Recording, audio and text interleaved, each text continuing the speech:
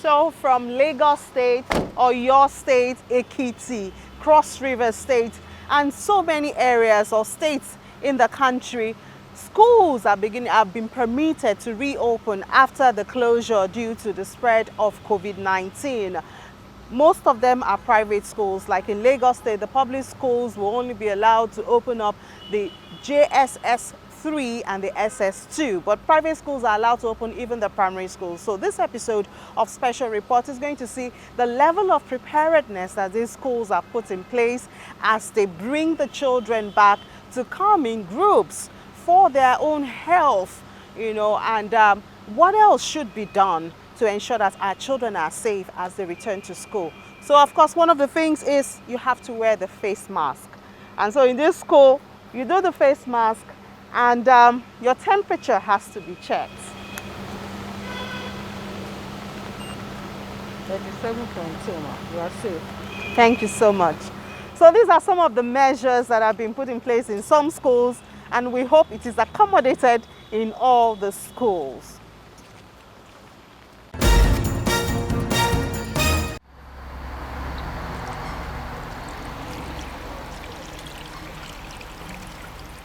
The importance of hand hygiene cannot be overemphasized, as the hands comes in contact with surfaces and could transfer dirt or virus to the ear, nose or mouth, the organs through which COVID-19 enters the respiratory system.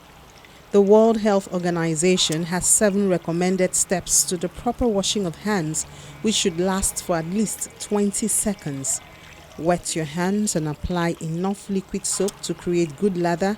Rub palms together, rub the back of hands, interlink of your fingers, cup your fingers, clean the thumbs, then rub palms with your fingers.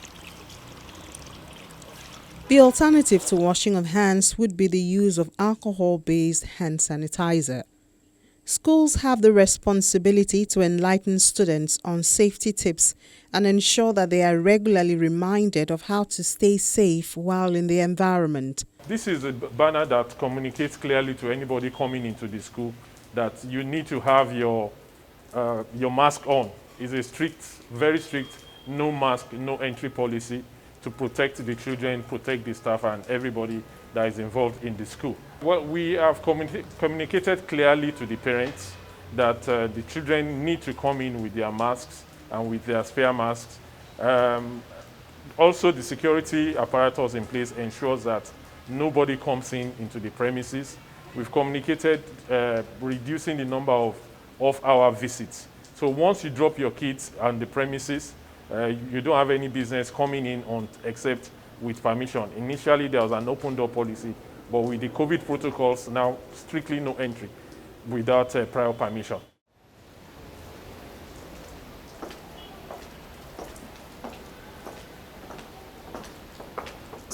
Another condition for the reopening of schools set by the federal government is social distancing in classes.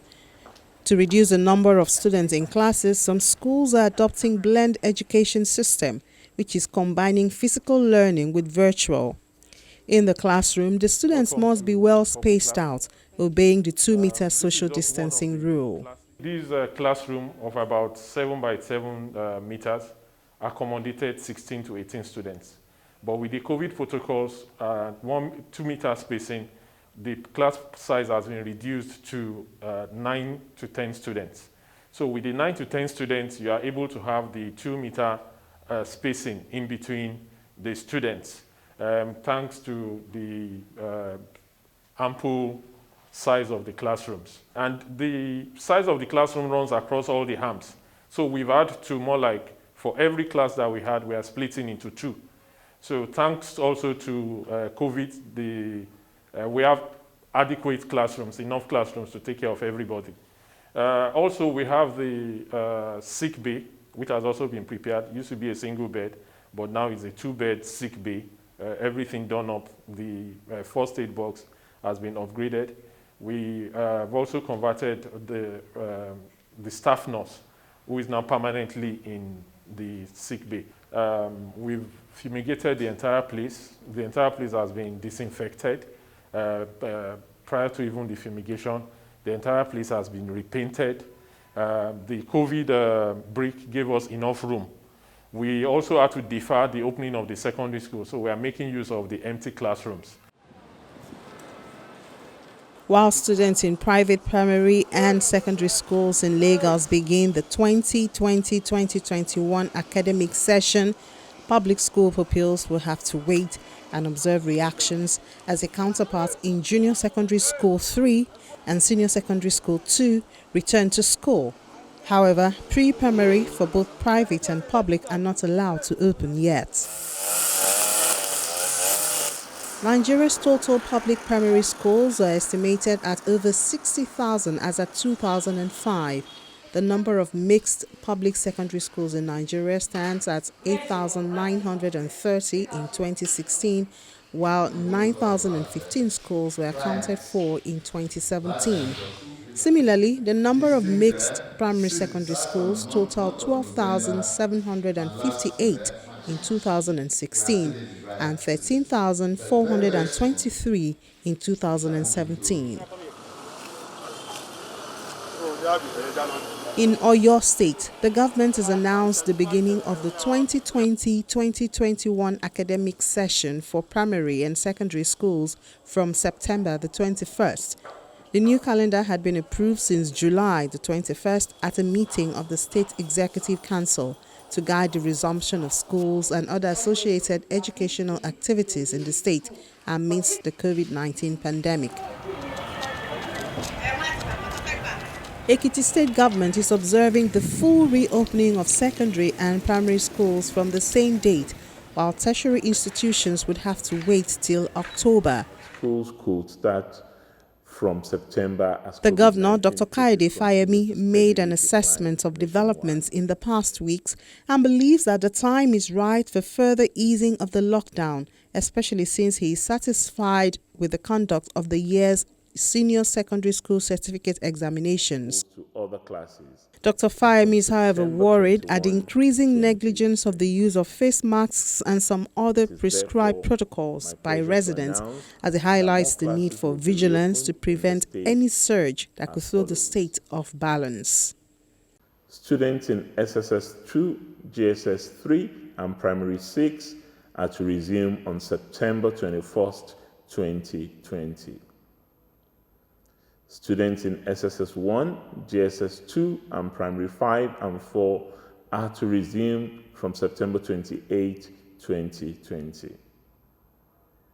While students in GSS 1 and Primaries 1 to 3 are to resume on October 19, 2020.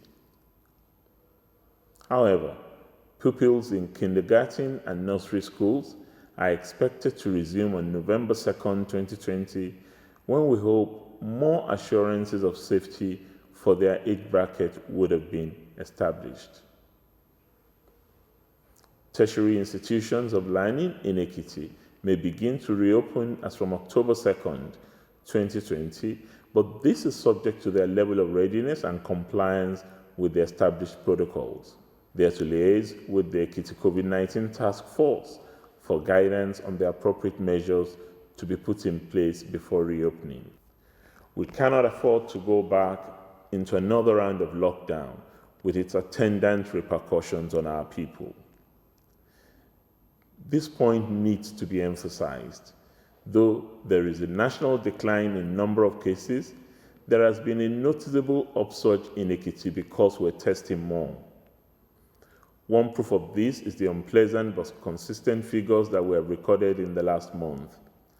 As at the time I addressed you on August 5, 2020, there were only 152 confirmed cases in Ekiti. Today, we have recorded a total of 299 cases, which means we recorded 147 new cases within a month. You would recall that the total recorded cases from March to August were 152. This suggests that from August to date, we have had nearly 100% new cases, even while national number has maintained a stable decline.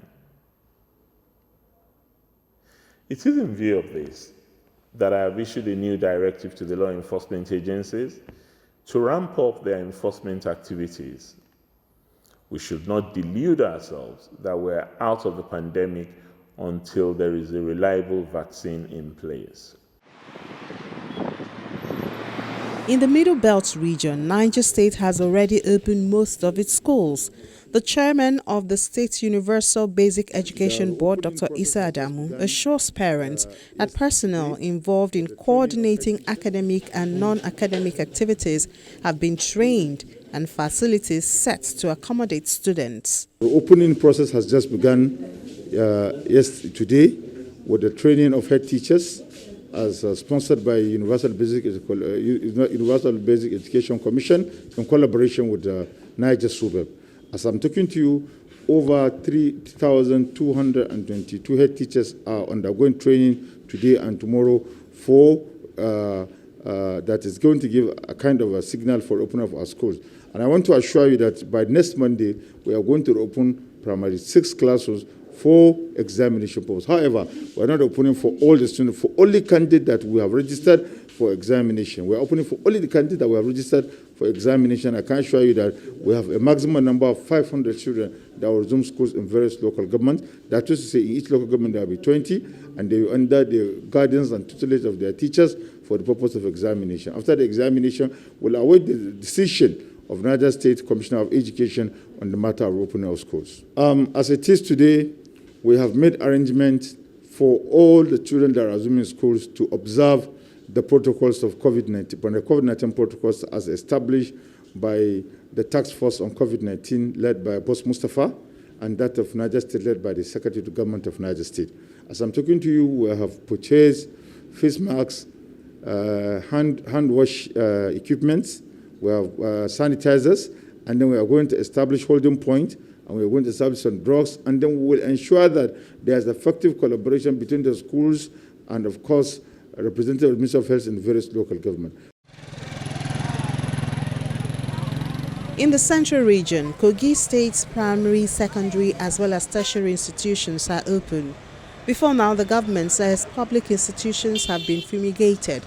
Recall that the state is one which was embroiled in controversy with the NCDC on the record of confirmed cases of COVID-19. For over 70 days now, there's been no recorded cases in the state, but the Commissioner for Education, Wemi Jones, says the state still follows the COVID-19 safety protocols. Personally, I have gone around, even before today, especially to our tertiary institutions in Kogi State, and I had a number of engagements with all the heads of the tertiary institutions. And we had meetings with ANCOPS, that's the Conference of Principals of Secondary Schools. We had meetings with the Academic Staff Union of Secondary Schools. We had meeting with the National Association of Proprietors of Private Schools in Kogi State. And all of these NCDC and Presidential Task Force on COVID protocols were agreed to be followed. My own team, as I speak with you, are on the field, and we are getting reports from the field on the level of compliance. I'm glad to say that as far as resumption is concerned, there's almost a total compliance, which suggests that people, the students, the learners themselves, are tired of sitting at home, idling away. Life must come back to normal. And so after 4 months of staying at home, both students and teachers simulated to get active again. In one of the secondary schools which Channels Television visited in Lokoja, the state capital, students are seen wearing face masks. At Kogi State Polytechnic, Lokoja, the level of compliance appears poor. We are really excited to be back on campus. The head of students is also happy to be back and says he would also work on the compliance level among his mates. The resumption is a sign that the government has hope for the future of Kogi State students. And coming on campus again, we are seeing a lot of changes, and we begin to ask what's happening. And a lot of information is getting to us that we have a new acting rector to be confirmed soon, and we are happy with what we are seeing. And with this environment, I believe we'll do better in school. We've also seen our own awareness. The rector of the institution, Dr. Salisu Usman, promises that this will be dealt with as the school is presently producing face masks in large quantity, which will be distributed to the students, including hand sanitizer, as measures of prevention. We are aware that students are coming from various parts of the country, and they are coming in, and we directed and put and sensitized them that they should key into and respect all the social distance protocols, all the directives as contained in the presidential task force on COVID-19, and all the necessary hygiene, social distance, and nose masks, and all those things. We have done that. Let me also, apart from that, you've seen there, we've also directed our relevant department in this Polytechnic school, the Center for Entrepreneurship Development Center had already been mandated to produce more face masks, which we intend to give to our students. In South Cross River State, the government is asking parents to take precautionary measures on the transportation of their wards and children to and from schools.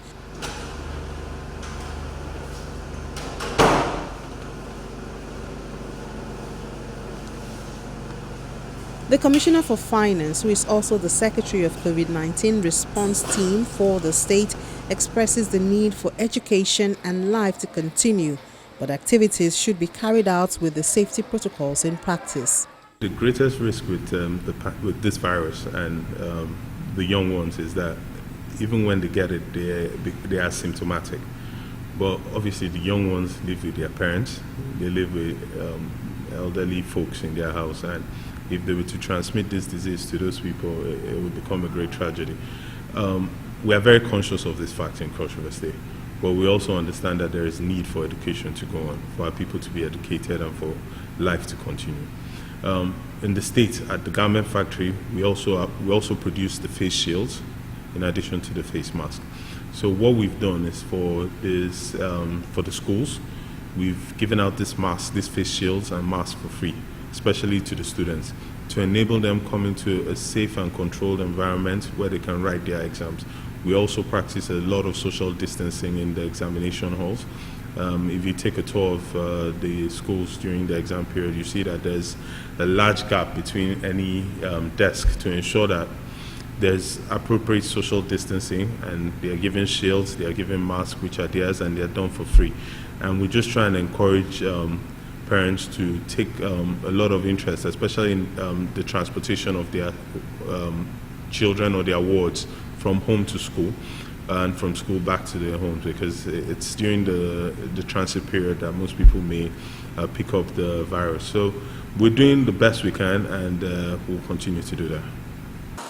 The challenge of physical learning is not just in Nigeria. In South Africa, after 2.5 months of closure, school children returned to classes in June.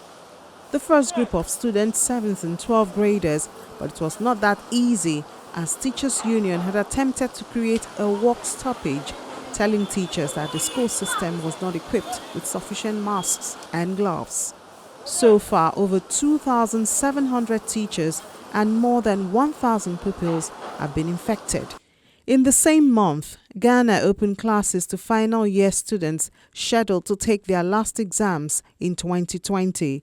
The Ghana Education Service insists that senior high schools will remain open and also conduct terminal examination for final year students. As at the 9th of July, when the country had a total number of confirmed cases of about 22,800, the Minister of Education had said that 90% of the Education Ministry staff had been infected. In Tunisia, North Africa, with just over 1,200 cases, schools have been open since June, with strict safety measures adhered to. Studies are being carried out on how schools can safely stay open, with results showing that keeping students in small groups, requiring masks as well as some social distancing could help. But in Nigeria, it seems the requirement could be much more. Past 3 months, most schools are bushing.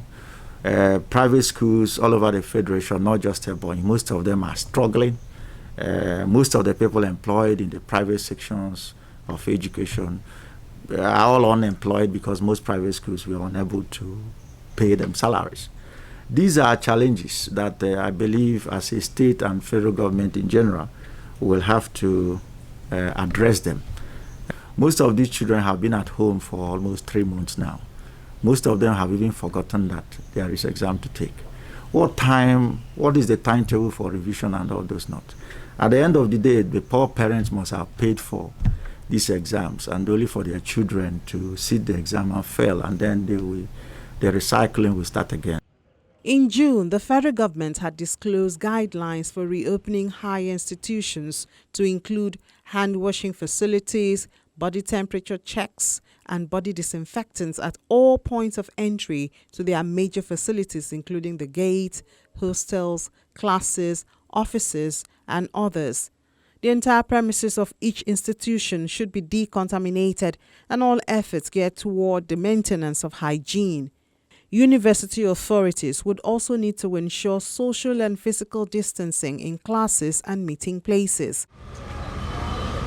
Most privately owned higher institutions seem to have met up with the requirements, which informs their reopening, but same cannot be said of the public institutions. For every penny they've invested, they have ensured that the best is gotten from that money. And so you now have students in those schools who can continue in school while their counterparts in the public schools are not able to attend classes, either online or whatever. So clearly there's a huge gap here. Clearly you have two classmates, one in the private university, one in the public university. One is likely to finish her year way before the other one is able to. Many public universities were at the point of finishing their first semester examinations when the COVID thing came through. So they are stuck at the edge of the first semester and they haven't commenced the second semester. Private universities probably will finish their first semester, start their second semester, and maybe by the time the public universities start their second semester, the private universities have completed their second semester and moved on. What is being exposed is the quality of investment, the quality of use of resources, and the attention to what matters. Listen, most public universities today cannot reopen. If we were to observe COVID-19 guidelines, most of them will not be able to reopen. So they're going to have to bend over backwards, rejig the use of resources, reduce the number of students in specific classes, and maybe do the classes 2, 3, 4 times to be able to attend to everybody. Whereas the public institutions, I was watching a rundown by one of the private universities. Before you walk through into a classroom, you go through a sanitizing unit. All kinds of things are in place to ensure that by the time all the students walk into that room, they have all been sanitized. There are all kinds of things in place to ensure they've been checked ahead. So the chances of transmission are low. But see, I can imagine what's going to happen in the public schools. One of the reasons that they can't reopen is that they just haven't put these things in place. And when ASU goes on strike, one of the things ASU has raised in its strikes is this poverty in the quality of facilities, poverty in the quality of delivery of facilities to deliver to the students. And what basically COVID-19 has done is to expose all of this. And I hope we will learn our lesson, because I think for me, learning from this is more important than who is right and who is wrong and who has done what and who hasn't done what. As the children return to school, it is the responsibility of the school staff as well as parents to ensure that children follow the COVID-19 safety protocols. That's it for this episode of the program Special Report. I'm Imi John Mekpa.